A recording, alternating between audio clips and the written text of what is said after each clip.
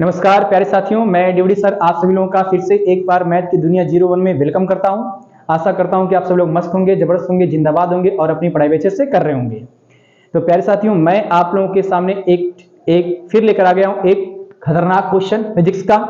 इसके पहले मैंने एक वीडियो बनाया था फिजिक्स पे, तो शायद जिन बच्चों को नहीं पता था कि हाँ मैं फिजिक्स भी पढ़ाता हूँ उनको पता लग गया होगा। तो एक और फिजिक्स है का क्वेश्चन मैं लेकर आ गया हूँ आप लोगों के लिए, जो भी काफी खतरनाक है, लेकिन हम लोग पढ़ेंगे तो क्वेश्चन आपका बहुत ही आसान हो जाएगा। और ये क्वेश्चन फिर से बता दे रहा हूं कि किसी बच्चे ने ही मुझसे पूछा था, तो मैंने कहा कि भाई चलो आपको ये क्वेश्चन मैं यूट्यूब बता दूंगा ताकि सभी बच्चे जो है उसको देख सके और सभी लोग उसका फायदा उठा सकें। तो उन्हीं बातों को ध्यान रख करके मैं आप लोगों के सामने एक क्वेश्चन लेकर आया हूं। जो बच्चे इस क्वेश्चन को लगा चुके होंगे अच्छी बात है, नहीं लगाए होंगे तो मैं इस वीडियो के माध्यम से आपको समझाने का और बताने का प्रयास करूंगा। ठीक साथियों, तो आइए हम लोग टाइम को ज्यादा बर्बाद न करते हुए अपने प्रश्न पर आते हैं और देखते हैं कि हमारा प्रश्न क्या कहता है और कैसे इसको हल करेंगे।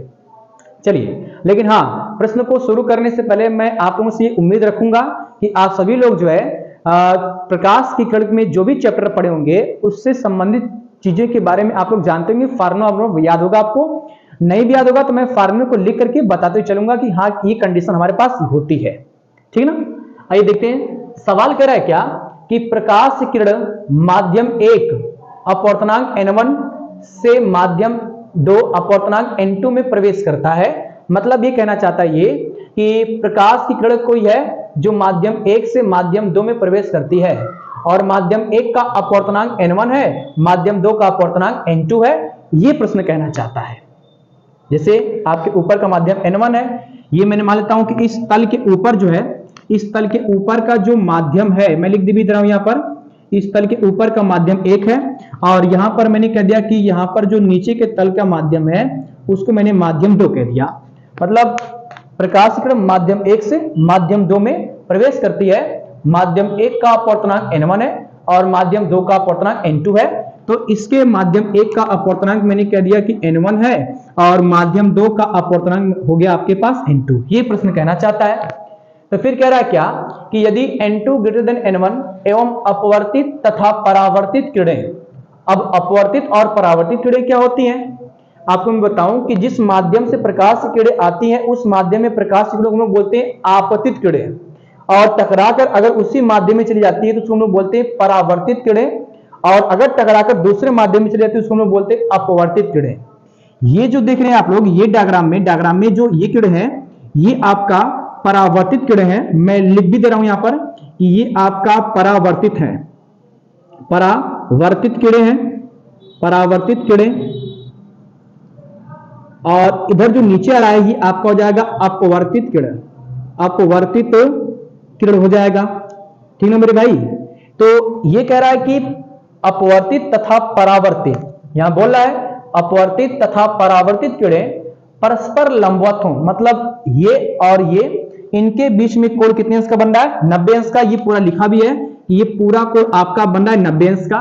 तो कह रहा है सिद्ध कीजिए कि क्रांतिक कोण IC बराबर साइन इनवर्स काट R डैश। ये बोल रहा है आपसे, मुझे इस बात को दिखाना है कि क्रांतिक कोण जो होगा वो साइन इनवर्स काट R डैश होगा। क्रांतिक कोण आप जानते हैं, क्रांतिक कोण हमारा जो है कंडीशन में उसको बता दे रहा हूं। जैसे कि अगर आपके पास कोई तल है और इसके ऊपर माध्यम अलग, इसके नीचे माध्यम अलग है, तो हमारे पास ये कोई अगर माध्यम अभिलंब हो गया तो जब प्रकाश किरणें जब आती हैं तो उसके बीच में जो कोण बनता है उसको हम बोलते हैं आपतन कोण। यदि आपतन कोण का मान इतना बढ़ा दिया जाए कि अपवर्तन कोण का मान 90 अंश जाए, मतलब R और में 90 अंश जाए, तो इस कंडीशन में इस I को हम लोग बोलते हैं कि ये क्रांतिक कोण है। और क्रांतिक कोण को हम लोग जो है C से या फिर जो इसको IC से प्रदर्शित करते हैं। और ध्यान रखिएगा कि हम लोग जानते हैं फार्मूला कि माध्यम 1 के सापेक्ष माध्यम 2 का जो फार्मूला होता है वो होता है साइन I बटे में होता है साइन R होता है। लेकिन क्रांतिक कोण की स्थिति में R का मान 90 अंश होगा और I जो बन जाएगा आपका C बनेगा, तो आएगा माध्यम 1 के सापेक्ष माध्यम 2 का अपवर्तनांक हो जाएगा बड़ा साइन C बटे में हो जाएगा साइन 90 अंश और साइन 90 अंश का मान 1 होता है। तो हमारे पास आएगा माध्यम 1 के सापेक्ष माध्यम 2 का अपवर्तनांक हो जाएगा साइन C बटे में 1 और ये साइन C बटे में 1 से बाकी कोई फर्क पड़ने वाला नहीं है। मतलब ओवरऑल हमारे पास आ सकता है केवल साइन C, ये आ सकता है क्रांतिक कोण की स्थिति में। है ना। ये सब आप लोग जानते होंगे, मुझे केवल डायरेक्टली इस बात को दिखाना है कि IC बराबर होता है साइन इनवर्स काट R डैश, ये दिखाना है मुझे। तो स्टार्ट करते हैं हम, देखिए ध्यान से कैसे हम लोग स्टार्ट करेंगे। आप देख रहे हैं कि ये आपकी प्रकाश किरणें आ रही हैं, तो ये आपका बनेगा आपतन कोण, और ये प्रकाश किरणें वापस जा रही हैं परावर्तित किरणें, तो ये बनेगा आपका परावर्तन कोण। आप प्रकाश के परावर्तन के नियम में पढ़े होंगे कि आपतन कोण सदैव परावर्तन कोण के बराबर होता है। तो मैं स्टार्ट कर रहा हूं वहीं से, सोल्यूशन इसका स्टार्ट कर रहा हूं कि आपतन कोण सदैव परावर्तन कोण के बराबर होता है, अर्थात ये कि I वर्ग में होगा R, ये I बराबर हो जाएगा R, और ये आता है प्रकाश के या प्रकाश के परावर्तन नियम से आता है। मैं लिख रहा हूं डायरेक्टली परावर्तन नियम से, परावर्तन नियम से, ये आप लोग जानते हैं। अब उसके बाद ये देखिए ध्यान से कि ये आपतन कोण सदैव परावर्तन कोण के बराबर हो गया, मतलब I वर्ग में R हो गया। अब मैं एक बात और कह दूं बच्चे कि आप देख रहे हैं कि अभिलंब है और ये आपका तल है, अभिलंब और तल के बीच में पूरा कोण बनेगा आपका 90 अंश का, ऊपर भी बनेगा 90 अंश, नीचे भी बनेगा 90 अंश। इसका मतलब ये है कि आपका ये अभिलंब और तल, इसके बीच में आपका कोण बनेगा पूरा 90 अंश का, जिसमें से आपका ये कोण R है। तो जब आपका कोण R हो गया तो हाई वाला कोण आपका बनेगा, ये वाला कोण हो जाएगा 90 में से R हटाएंगे तो बचेगा नीचे वाला कोण हमारा, ये बनेगा ना। इसका मतलब ये है कि अगर ऊपर वाला कोण R है तो ये वाला कोण केवल यहां से यहां तक, यहां से यहां तक बेटा इस कोण की बात कर रहा हूं, ये हो जाएगा हमारे पास 90 अंश माइनस में R हो जाएगा। सेम वही क्वेश्चन कि अगर ये अभिलंब है और ये तल है तो नीचे भी आपका पूरा कोण बनेगा 90 अंश का, जिसमें से ये कोण आपका जो है R डैश दिया है, तो यहां से यहां तक कोण हो जाएगा हमारा कितना, यहां से यहां तक हो जाएगा हमारा 90 माइनस में जाएगा R डैश, और पूरा कोण हमारा 90 के बराबर है, क्योंकि अपवर्तित किरणें तथा परावर्तित किरणें परस्पर लंबवत हैं। तो इसका मतलब यह कि आपका ये वाला कोण जो 90 माइनस R और 90 माइनस R डैश, इन दोनों को जोड़ूंगा तो उसका मान 90 अंश के बराबर होगा, है ना। तो उसको मैं लिख रहा हूं यहां पर क्या कि जब ये 90 अंश दिया है, मतलब अपवर्तित किरणें तथा परावर्तित किरणें ये परस्पर लंबवत है, मतलब इनके बीच में कोण 90 अंश होगा। तो 90 अंश आपका दो भागों में बटा हुआ है, एक ऊपर एक आपका नीचे है। 90 अंश ऊपर वाले में कितना दिया है 90 माइनस R, नीचे दिया है 90 माइनस R डैश। तो 90 अंश बराबर में लिख सकता हूं क्या 90 अंश माइनस में R, और प्लस में आ सकता है 90 माइनस में R डैश। भाई जब दोनों कोणों को जोड़ूंगा ऊपर वाले को नीचे वाले, तो इसका मान पूरा 90 हो जाएगा आपका, क्योंकि लंबवत है किरणें। अब इसको सॉल्व करेंगे तो हमारे पास आएगा 90 बराबर 90 माइनस में R प्लस हो जाएगा 90 अंश माइनस में हो जाएगा R डैश। 90 और 90 हो जाएगा 180, तो आएगा हमारे पास 90 बराबर 90 अंश बराबर हो जाएगा 180 अंश माइनस, इसमें से माइनस को कॉमन करेंगे तो आएगा R प्लस R डैश। ये वाला माइनस में है पूरा, उधर जाएगा प्लस और ये प्लस में रहेगा माइनस, तो हमारे पास आएगा कितना R प्लस R डैश बराबर हो जाएगा 180 अंश माइनस में 90 अंश। फिर आएगा R प्लस R डैश बराबर 180 में घटाएंगे 90, तो हो जाएगा हमारे पास 90 अंश। R का मान निकालेंगे तो R डैश प्लस में इधर आएगा माइनस, तो R बराबर हो जाएगा 90 माइनस में जाएगा R डैश। ये हमको मिल गया R का मान। और अब जानते हैं कि R आपका परावर्तन कोण है, जो आपतन कोण I के बराबर होगा। तो अगर R का मान 90 माइनस R डैश है तो I का मान भी 90 माइनस R डैश ही होगा। लिख दे रहा हूं यहां पर क्या कि इसलिए I बराबर में भी आएगा हमारे पास क्या 90 माइनस में हो जाएगा R डैश। ये हमको मिल गया 90 अंश माइनस R डैश। ये दोनों मान हमको मिल गया, है ना साथी, इतना हमको मिल गया। अब हम ये जानते हैं स्नेल का नियम। स्नेल का नियम क्या कहता है, देखो मैं लिख दे रहा हूं यहां पर कि स्नेल के नियम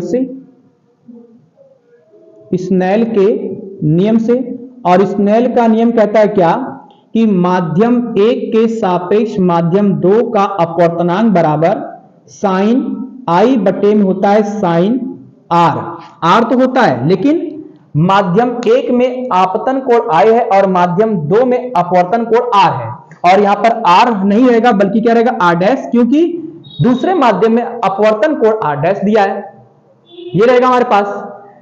हम जानते हैं, और आप ये भी जानते हैं क्या कि जब क्रांतिक कोण की स्थिति होती है तो इस आपतन कोण बन जाता है C और अपवर्तन कोण का मान बन जाता है कितना 90 अंश। तो माध्यम 1 के सापेक्ष माध्यम 2 का अपवर्तनांक बराबर होता है साइन C, जहां पर C आपका क्रांतिक कोण है। तो ये हम लिख सकते हैं इस चीज को, यहां आप लिखेंगे क्या कि माध्यम 1 के सापेक्ष माध्यम 2 का अपवर्तनांक बराबर होता है आपका साइन सी। इसको मान लेते हैं समीकरण नंबर फर्स्ट, इसको मानते हैं समीकरण नंबर सेकंड। समीकरण 1 और 2 में ये वाला पक्ष बराबर है तो ये भी आपस में बराबर जाएगा आपका, साइन सी बराबर ये मिलेगा हमको। तो लिखते हैं यहां पर समीकरण 1 और 2 से, समीकरण 1 और 2 से क्या मिलेगा हमको कि साइन सी बराबर में आएगा साइन आई बटे में हो जाएगा साइन आर डैश मिलेगा, और आई का मान 90 माइनस आर डैश है, रख देंगे यहां पर। तो आएगा हमारे पास साइन सी बराबर साइन हो जाएगा 90 माइनस में आर डैश और बटे में आएगा साइन आर डैश था ही हमारे पास। साइन 90 माइनस आर डैश आपका बनता है कॉस आर डैश बनता है, लिख देंगे यहां पर। तो ये हो जाएगा साइन सी बराबर कॉस आर डैश बटे में आ गया साइन आर डैश, साइन बटे में कॉस आपका कॉट बन जाता है।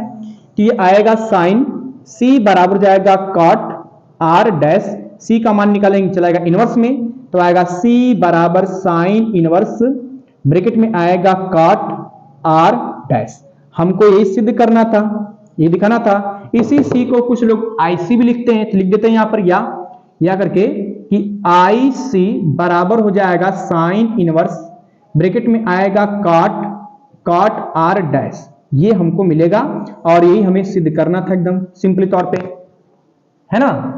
बहुत कुछ ज्यादा इसमें तामझाम नहीं करना है, बस आपको थोड़ा कंडीशंस को समझना पड़ेगा कि कौन सी कंडीशन यहां पर क्या बोला प्रश्न में। अगर कंडीशन समझ में आती है तो आप सवाल को लगा सकते हैं। बढ़िया से देख लीजिएगा और इस क्वेश्चन की प्रैक्टिस भी कर लीजिएगा, क्योंकि आपका बहुत इंपॉर्टेंट प्रश्न है, पेपर में अगर आएगा तो इसको छोड़ना नहीं है ना। सभी साथी इसको करके आएंगे। हाँ, ऐसे अगर क्वेश्चन आपके दिमाग में अगर ऐसे आते हैं तो मेरे कमेंट बॉक्स में लिख दिया करिए कि हाँ सर ये प्रॉब्लम है, मैं इसको दूर कर दूंगा, है ना। इसलिए सभी बच्चों, आप जो भी साथी फिजिक्स पढ़ रहे हैं उनको ये वीडियो उनके यहाँ भेज दीजिएगा, शेयर वगैरह कर दीजिएगा, लाइक करिएगा। और मेरा ये फिजिक्स का इवेंट कैसा रहा इसको सुझाव हमारे कमेंट बॉक्स में मिलेगा, दे दीजिएगा। हम मिलेंगे ऐसे ही मजेदार वीडियो के साथ अगले वीडियो में। तब तक आप सभी लोग अपना ख्याल रखिएगा और पढ़ाई अच्छे से करते रहिएगा। धन्यवाद, नमस्कार, thank you for the watching this video.